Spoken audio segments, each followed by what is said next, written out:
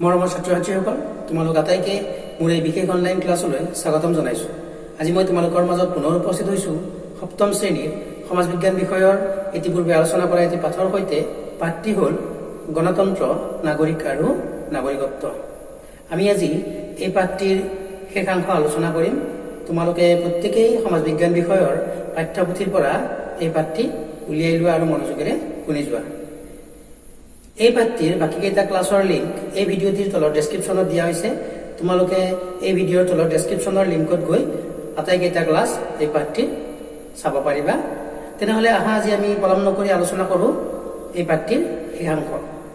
মৰমৰ ছাত্ৰ ছাত্ৰীসকল, যোৱা ক্লাছত আমি পিংকি আৰু পংকজৰ যি কথোপকথন, এই কথোপকথনৰ পৰা আমি নাগৰিক কাক বোলে বা বিদেশীনো কাক বোলে এই বিষয়ে আমি কিছু আলোচনা কৰিছোঁ। তোমালোকে নিশ্চয় বুজি পাইছা।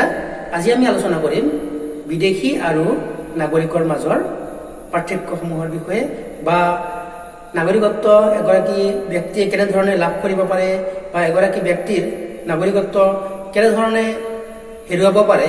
আমি আটাইবিলাক বিষয় আজি পুনৰ আমি আলোচনা কৰিম। কথোপকথনৰ মাজেৰে আমি বিদেশী আৰু নাগৰিকৰ যি পাৰ্থক্য, এই পাৰ্থক্য আমি আলোচনা কৰিম। কথোপকথনটি তোমালোকে জানা। কথোপকথনটি আৰম্ভ হৈছিলে পিংকি আৰু ককায়েক পংকজৰ মাজত।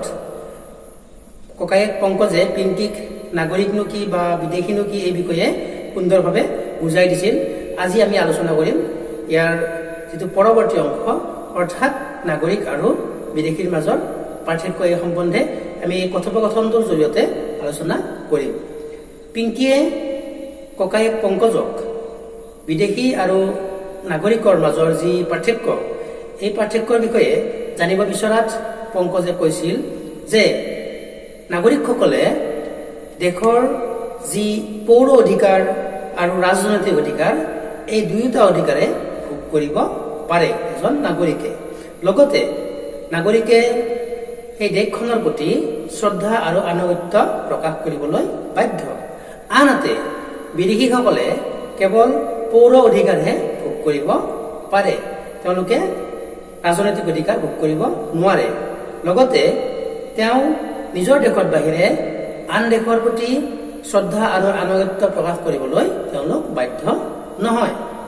লগতে সেই সময়ত থকা জৰ্জ চাহাবৰ, যি তেওঁ দীৰ্ঘদিন ধৰি অসমত বসবাস কৰিছিল, তেওঁ এখন চাহ বাগিচা পৰিচালনা কৰাৰ দায়িত্বত আছিল। আৰু তেতিয়া পিংকিয়ে জৰ্জ চাহাবৰ নাগৰিকত্বৰ বিষয়ে জানিব বিচৰাত ককায়েক পংকজে কৈছিল যে জৰ্জ চাহাবে ইচ্ছা কৰিলে বা তেওঁৰ পত্নীয়ে ইচ্ছা কৰিলে আমাৰ দেশৰ নাগৰিকত্ব লাভ কৰিব পাৰিলেহেঁতেন, তেওঁলোকৰ নাম পঞ্জীয়ন কৰি। ঠিক তেনে সময়তে পিংকিয়ে আন এটি কথা জানিব বিচাৰিছিল যে জৰ্জ চাহাবৰ যি পুত্ৰ আৰু কন্যা ৰিকি আৰু মেৰীৰ নাগৰিকত্বৰ বিষয়ে। তেতিয়া পংকজে কৈছিল যে ৰিকি আৰু মেৰীৰ মাক আৰু দেউতাক যিহেতু ইংলেণ্ডত জন্মগ্ৰহণ কৰিছিল, তেওঁলোকে বংশানুক্ৰমিকভাৱে তেওঁলোকে ইংলেণ্ডৰ নাগৰিকত্ব লাভ কৰে। কিন্তু ৰিকি আৰু মেৰী যিহেতু অসমত জন্মগ্ৰহণ কৰিছিল, জন্মসূত্ৰে তেওঁলোক আমাৰ দেশৰ, আমাৰ ভাৰতৰ নাগৰিকত্ব তেওঁলোকে লাভ কৰিব পাৰিব, বা তেওঁলোক আমাৰ দেশৰ নাগৰিক। ইয়াৰ পিছত পিংকিয়ে আৰু কি কি উপায়েৰে নাগৰিকত্ব লাভ কৰিব পাৰি এই বিষয়ে ককায়েক পংকজৰ পৰা জানিব বিচাৰিছিল।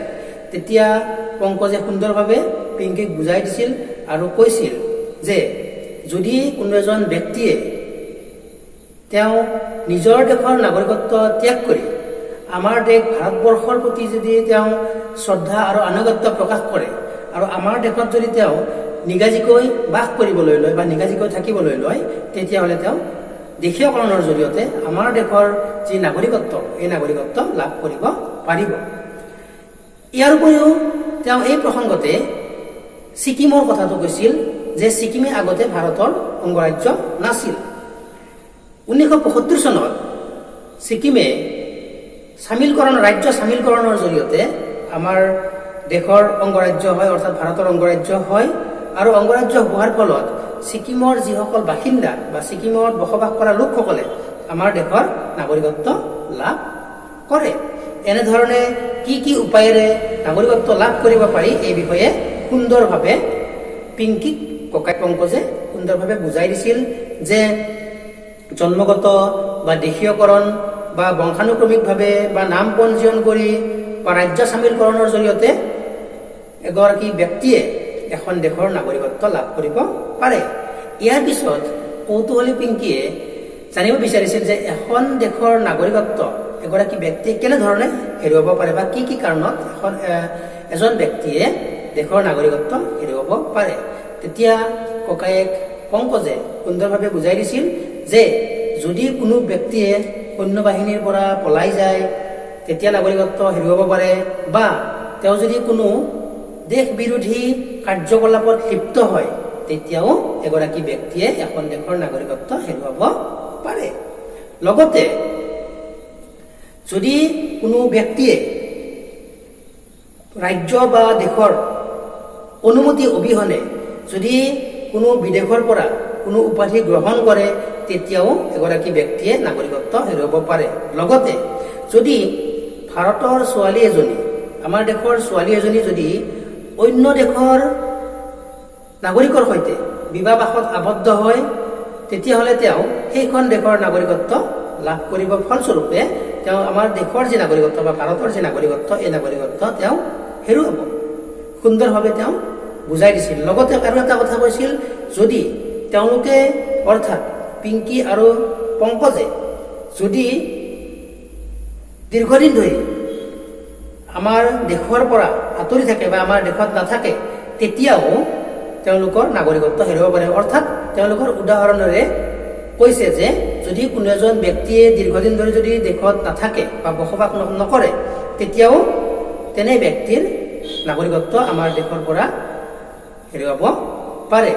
গতিকে মৰমৰ ছাত্ৰ ছাত্ৰীসকল, তোমালোকে আজি জৰ্জ চাহাবৰ কাহিনীটোৰ জৰিয়তে আৰু পিংকি আৰু ককায়েক পংকজৰ যি কথোপকথন, এই কথোপকথনৰ জৰিয়তে তোমালোকে নাগৰিকনো কি বা বিদেশী কাক বোলে বা নাগৰিক আৰু বিদেশীৰ মাজৰ পাৰ্থক্য বা এগৰাকী ব্যক্তিয়ে কেনেধৰণে এখন দেশৰ নাগৰিকত্ব লাভ কৰিব পাৰে বা এগৰাকী ব্যক্তিয়ে কেনেধৰণে নাগৰিকত্ব হেৰুৱাব পাৰে, এই আটাইবিলাক বিষয়ে তোমালোকে সুন্দৰভাৱে জানিব পাৰিলা।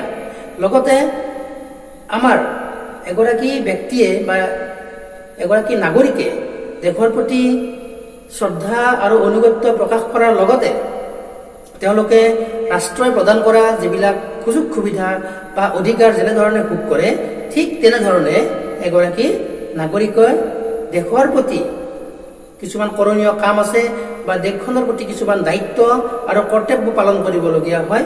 অৰ্থাৎ যেনেধৰণে এগৰাকী ব্যক্তিয়ে দেশৰ বা ৰাষ্ট্ৰই প্ৰদান কৰা যি অধিকাৰ ভোগ কৰে, ঠিক তেনেধৰণে ৰাষ্ট্ৰৰ প্ৰতি তেওঁ কিছুমান কাম কৰিবলৈ তেওঁ বাধ্য বা কিছুমান কাম কৰিবলৈ তেওঁ দায়িত্ব আৰু কৰ্তব্য তেওঁ নিষ্ঠাৰে পালন কৰিব লাগিব। অৰ্থাৎ নিষ্ঠাৰে এগৰাকী ব্যক্তিয়ে বা নাগৰিকে নিষ্ঠাৰে তেওঁ দেশ সেৱা কৰিব পাৰিব লাগিব বা দেশ সেৱাৰ কামত ব্ৰতী হ'ব পাৰিব লাগিব।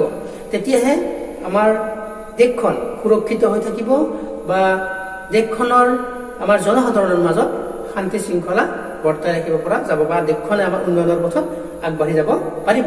গতিকে মৰমৰ ছাত্ৰ ছাত্ৰীসকল, এই পাঠটিত আজি আমি ইমানখিনিয়ে আলোচনা কৰিলোঁ। নিশ্চয় তোমালোকে উপকৃত হ'ব পাৰিছা। গতিকে পৰৱৰ্তী ক্লাছত পুনৰ এটি নতুন পাঠৰ সৈতে মই উপস্থিত হ'ম। আজিলৈ ইমানে। তোমালোকৰ আজিৰ দিনটো শুভ হওক, মংগলময় হওক, তাৰে কামনা কৰি মোৰ এই ভিডিঅ'টি ইমানতে সামৰণি মাৰিছোঁ। ধন্যবাদ।